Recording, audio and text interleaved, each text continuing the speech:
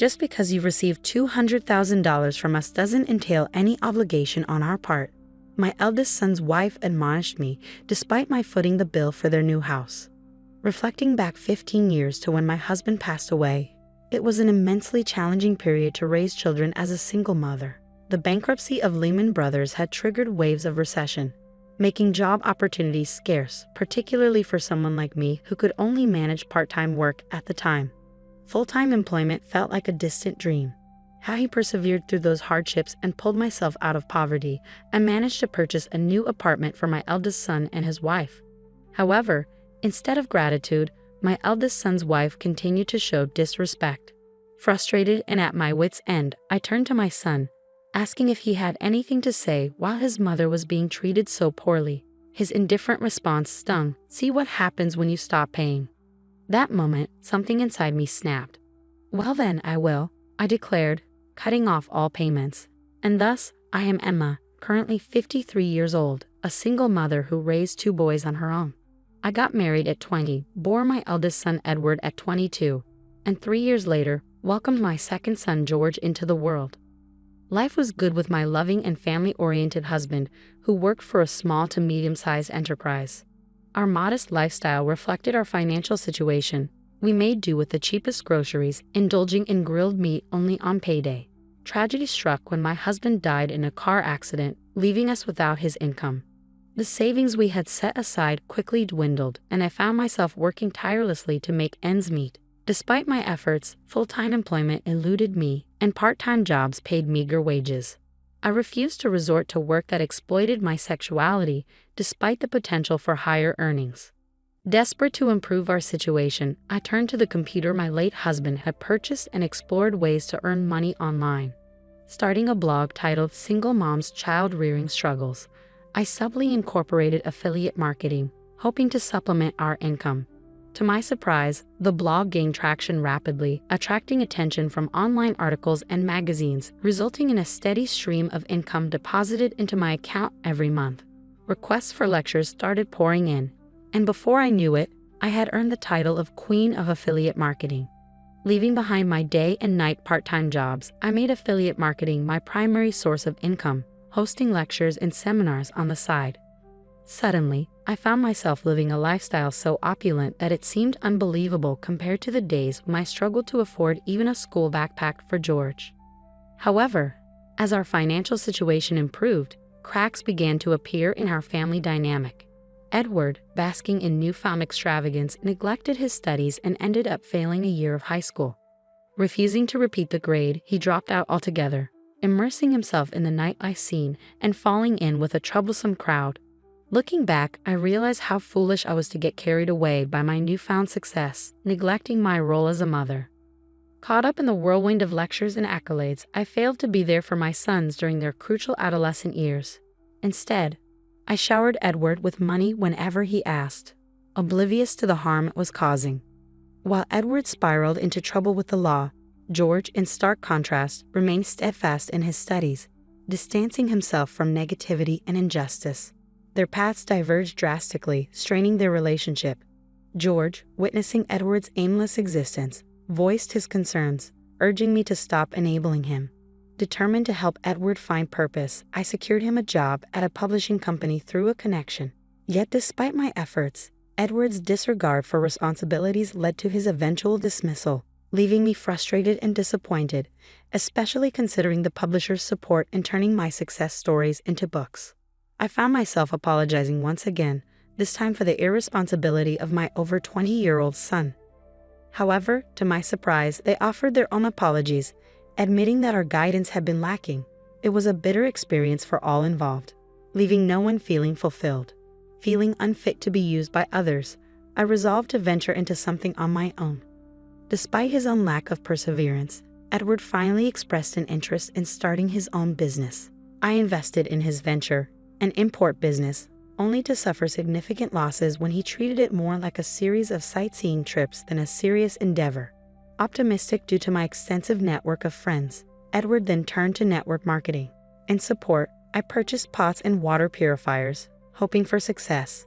Unfortunately, this too ended in failure. Matters worsened when Edward registered George as a member without his consent, damaging their relationship and leading to more apologies from us. Despite these setbacks, Edward met a woman through his network marketing efforts and began discussing marriage and future plans. Hoping it would inspire responsibility, I supported him once more, buying a new condominium for their home. However, their life remained unstable, and they forewent a wedding ceremony. Their next idea was to open a wine bar in New York as a couple, and I provided the startup capital. With Edward now 30 and married, it was clear he couldn't rely on his parents forever. Despite previous failures, we decided to open the bar as a corporation, both holding representative rights. Despite my warnings that this was the final chance, Edward remained indifferent. He boasted about his import connections, but seemed more interested in nightly gatherings with friends than in running a successful business. Despite my efforts to guide him, his behavior left me speechless and disheartened, especially when his wife suggested marketing tactics to keep the bar afloat. As his mother, witnessing Edward's drunken antics, I couldn't help but feel a mix of disbelief and disappointment. His irresponsible words still lingered, but it was his wife's attitude that truly disgusted me. "My family is super wealthy, you know. Though I might not look like it, I'm from a good family. So I can help out if you're in trouble with money," she'd say, holding an empty wine bottle. Her favorite phrase. I had only met her parents once during the marriage introduction, and they didn't exude wealth. Her imposing older brother, Kevin, who seemed to be in charge, made a stronger impression. Edward's odd fondness for his brother-in-law left me uneasy. Months after the shop opened, it was hemorrhaging thousands of dollars monthly, depleting all the startup capital I had provided. Despite my efforts to cover the deficit, Edward and his wife remained unconcerned. Distraught, I turned to my younger son, George, for advice. Though he had been avoiding Edward since the network business incident, he listened kindly and promised to investigate. A week later, I visited the shop again. It was nearing month-end and rent and utility deadlines loomed. The shop should have been bustling, but it was empty except for Edward, his wife, and Kevin's group, all getting drunk. Approaching Edward, I calmly expressed my concerns. But before he could respond, his wife interjected, her speech dripping with entitlement. Her callousness was too much to bear. "You promised to work hard with Edward," I retorted, unable to stay silent. "What is this situation?" I couldn't understand why they spent every day getting drunk with Kevin's friends. Today, I decided to confront them about the situation. I didn't anticipate a satisfactory response from my clearly intoxicated daughter-in-law. Instead, it was my brother-in-law who spoke up. "What are you talking about? If you close the shop, it will only damage your own reputation. After all, you're a joint representative," he asserted, lounging back on the sofa with a domineering air, showing no respect for his elders or relatives. "You're just nouveau rich who doesn't know how to use money. That's why we're spending it for you," he continued, bombarding me with unbelievable words. Overwhelmed by his audacity, I finally became emotional. An exchange of heated words ensued, and I couldn't hold back any longer. "I'm the one who provided the money to open this store and for your apartment. How can you say such terrible things?" I exclaimed, feeling the weight of my husband's absence keenly. Unable to tolerate the insults any longer, I turned to Edward, hoping for support. But he remained silent, even as his mother was being insulted in front of him. "Then try stopping the payments," he retorted callously, his words cutting deep. Something inside me snapped. "I'd be happy to do just that," I declared, leaving the shop with those words ringing in the air. As I exited, I heard her shouting after me, as if to ensure I heard her challenge. Days passed, and at the turn of the month, they summoned me to the store. It seemed they were feeling the pressure from all sides due to the missed payments. Reassuringly, George agreed to accompany me. Arriving at the shop, I found Edward, his wife, and Kevin waiting. Kevin, ever the provocateur, remarked sarcastically about George's presence, insinuating he was my bodyguard.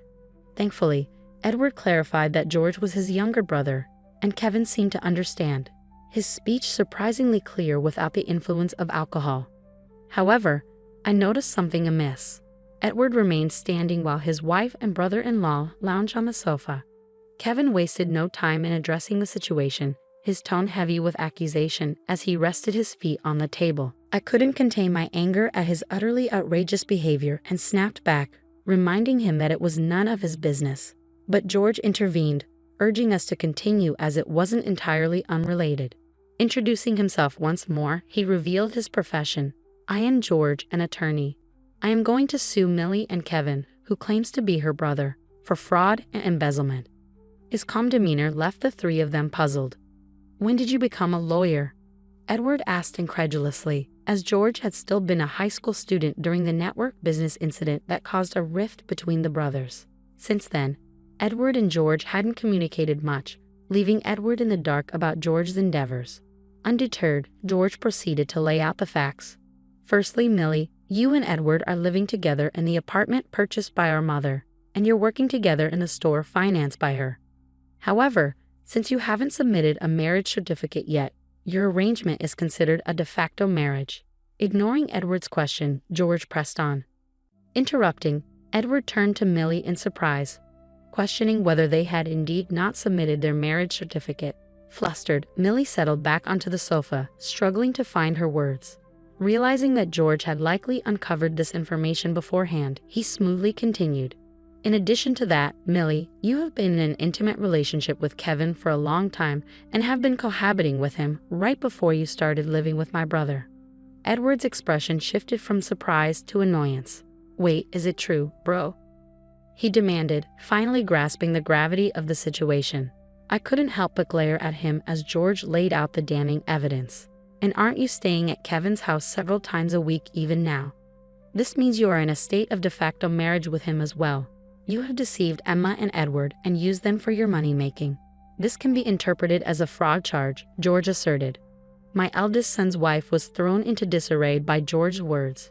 She turned to Kevin, sitting next to her, seeking clarification. "Wait a minute. What does this mean, Kevin? Didn't you say that it wouldn't be a crime as long as we were just deceiving Edward?"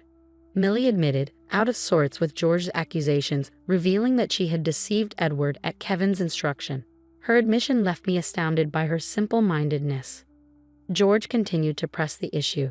"Kevin and Millie, both of you faked a relationship with the intention of earning money. Emma would not have bought an apartment if she knew the truth. So you owe her monetary damages," George stated firmly, leaving no room for doubt. Kevin, finally grasping the severity of the situation, radically changed his attitude and began to apologize, even prostrating himself in contrition.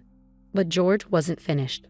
"Aren't you reselling the expensive wine you bought in this store on your personal website? That's embezzlement, and it's pretty severe," George pointed out, impressing me with his thorough examination of the store's accounts. As Kevin's past offenses came to light, Millie interjected, revealing that they were both currently on probation. George explained that probation sentences are cumulative, meaning previous offenses would add to the current one. Millie realized the gravity of their situation, understanding that they might not be free for more than 20 years. With evidence of embezzlement, fraud, and monetary damages, George made it clear that they needed to be prepared for the consequences. The weight of their actions hung heavy in the air as the reality of their predicament sunk in. I may not fully grasp the legal intricacies, and George's actions might seem harsh, but it's clear these are serious crimes. Finally understanding the gravity of their actions, the two of them bowed before us in silence.